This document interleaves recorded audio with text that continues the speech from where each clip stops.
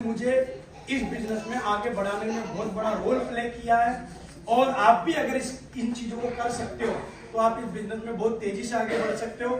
आप चेक करो, अगर आपका काम स्पीड से नहीं चल रहा है तो आप देखना इनमें से कोई लैकिंग कर रहे हो। आप अगर आप इनमें से लैकिंग नहीं कर रहे हो तो हो सकता है आपका काम आज नहीं तो कल चलेगा। यस और नो? तो पहली बात जो मैंने एनालाइज की, एहसास किया है ना, मैंने कम से कम 1 घंटा में बैठा और मैंने महसूस किया कि महेश तेरे को शुरुआत में बिजनेस में आगे बढ़ाने में, तेरी इतनी बड़ी टीम बनाने में क्या ऐसी चीज रही। तो पहली चीज पूछो, क्या निकल के आई? कितने लोग जानना चाहते हैं? रियली? पक्का? 100%? चलो, पहली बात निकल के आई जो मुझे समझ में आया, जिस पहली चीज ने मुझे आगे बढ़ाया उसका सबसे बड़ा रोल था, वो क्या है? क्या है? क्या है?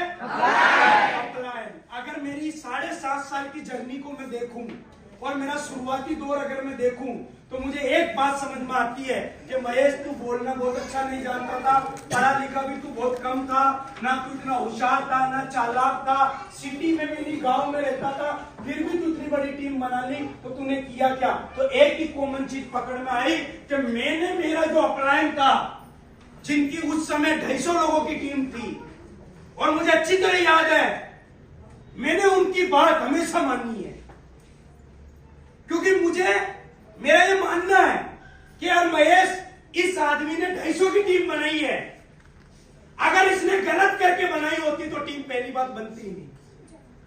इसने सिस्टम को फॉलो किया है, इसने बातों को किसी न किसी की मानी होगी और मैं देखता था कि वो भी अपने अपलाइन की बातों को मानते थे। तो मैं पहला काम किया अपलाइन की माननी। मैंने बोला गुरुजी, आपकी फुटबॉल हो, जिधर लात मारोगे उधर गोल होगा।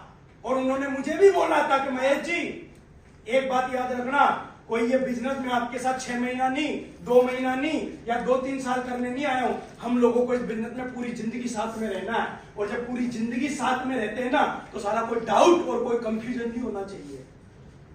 अगर आपको मेरे पे भरोसा नहीं है तो मेरे को रिजेक्ट मारो, मेरे और भी अप्लाई ना ऊपर किसी से भी आप कॉन्टेक्ट कर लो, या फिर मेरे और भी कोई ये बात कर लो आप। लेकिन अगर आपको भरोसा है, चेक कर लो, अगर है तो फिर साला अपने दोनों की फाइन ट्यूनिंग मजबूत होनी चाहिए। जो मैं बोलूं उस आधार पर फिर आपको चलना है, फिर इसमें कोई बहाने नहीं मारने। मैंने कहा सर आज के बाद आपकी फुटबॉल लूं। बोले महेश जी, मैं बीच बीच में आपको चेक भी करूंगा, देखूंगा कि जब मैं फोन कर रहा हूं और आपका फोन बिजी चल रहा है, उस समय चेक किया जाएगा कि बिजी बोल रहे तो बीच में मेरे को उठा के रेस्पॉन्स देता है कि नहीं, तो किसको वैल्यू देता है।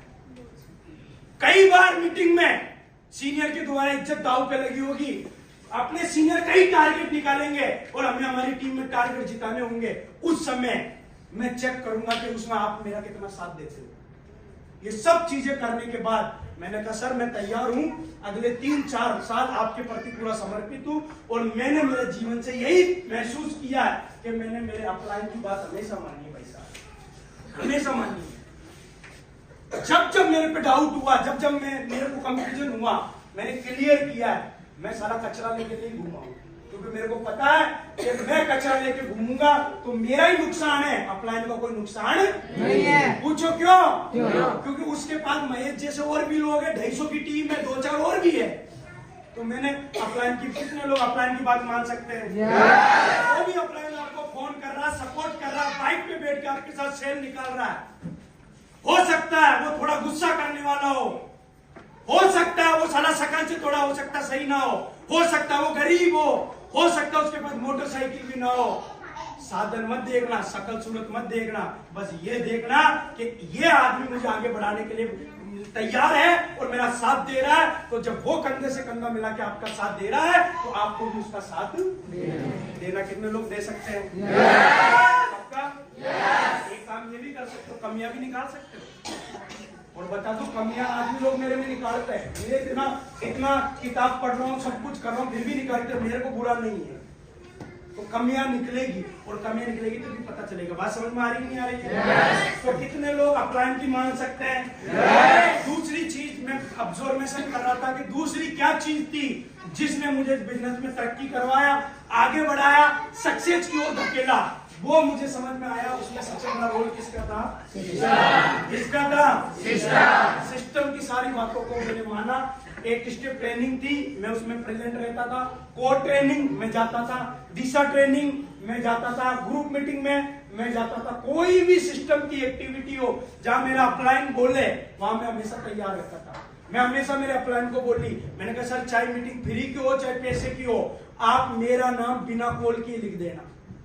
फोन मत करना कि सर इस मीटिंग में आपको चलना है। अगर आप ये मुझे फोन करके पूछ रहे हो कि महेश तेरे को इस मीटिंग में चलना है, इसका मतलब आपको इस टाइगर पे भरोसा नहीं। आपको तो फोन करके ये बोलना है कि टाइगर 20 लोगों के नाम सेलेक्ट हुए, उसमें पहले नंबर का नाम मैंने तेरा लिखा है। ऐसा हमें प्रूफ करना है, ऐसा सिस्टम के प्रति समर्पित रहना है। और ट्रेनिंग मीटिंगों में लगातार जाते रहेंगे तो हम इंटरनल मजबूत होते रहेंगे। बात समझ में आ रही नहीं आ रही है? और तीसरी चीज जो मेरा रोल था वो मैंने अदा किया।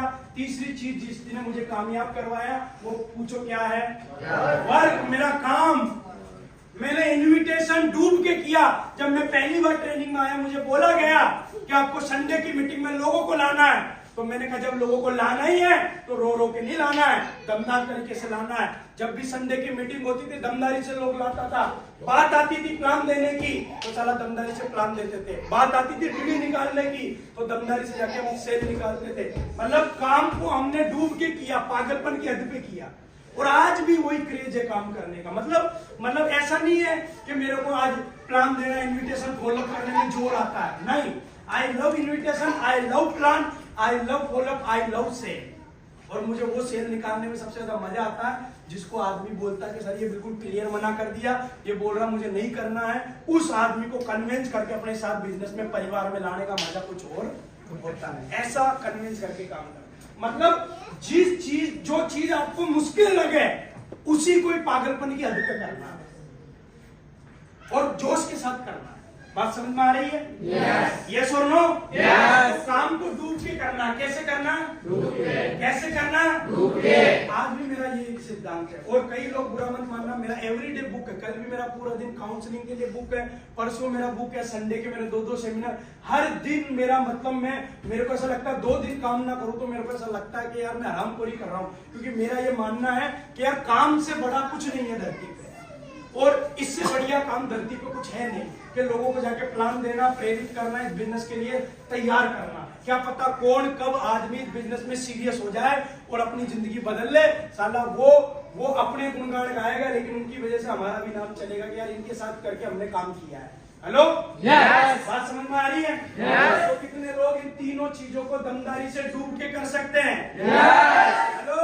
यस। और मैंने एक बात और सीखी है, पूछो क्या? पूछो क्या? डूब के आदमी तभी करता है। टाइगर